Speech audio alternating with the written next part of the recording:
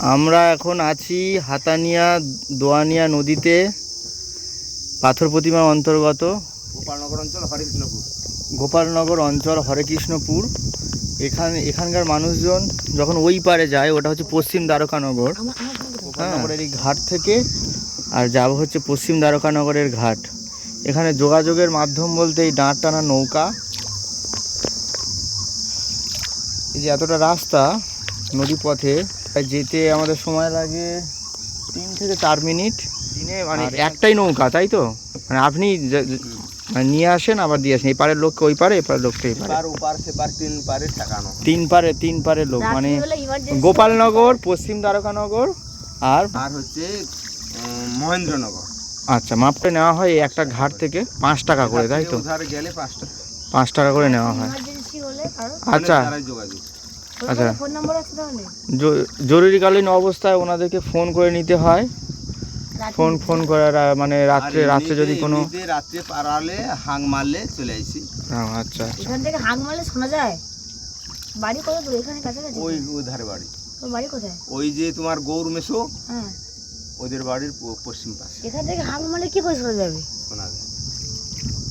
কি নৌকো মাঝি বলে ডাকে? অনেকে খেয়ারু বলে ডাকে। খেয়ারু। আচ্ছা আচ্ছা, আপনার নাম? আমার নাম চন্দন টুং। চন্দন টুং। আচ্ছা, বাবার নাম ঈশ্বর কানাই লাল টুং। আচ্ছা, আপনাদের এই জীবিকা বলতে বা জীবিকা বলতে এই হচ্ছে মাছ ধরা। আচ্ছা, মাছ ধরা, তাই তো? আর এই খেয়া দেওয়া হয়। খেয়া দেওয়া হয়। আচ্ছা, দিনে কত লোক হয়, মানে এই যাত্রী কত হয়? লোক হয়নি, ওই আষাঢ় মাস পর্যন্ত 200, 250, 300 টাকা ডেলি হয়।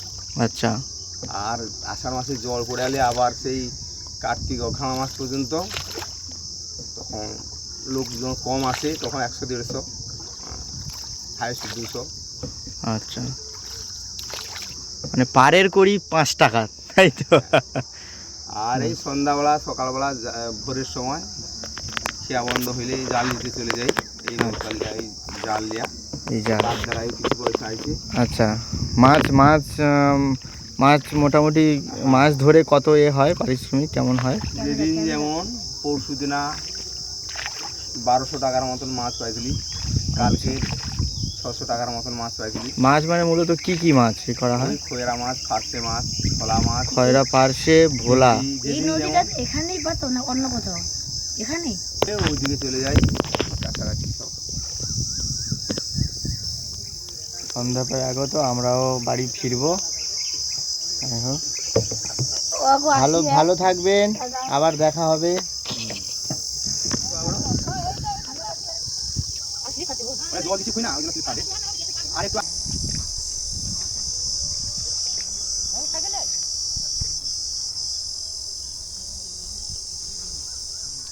ঘর যা গেম খেলবো।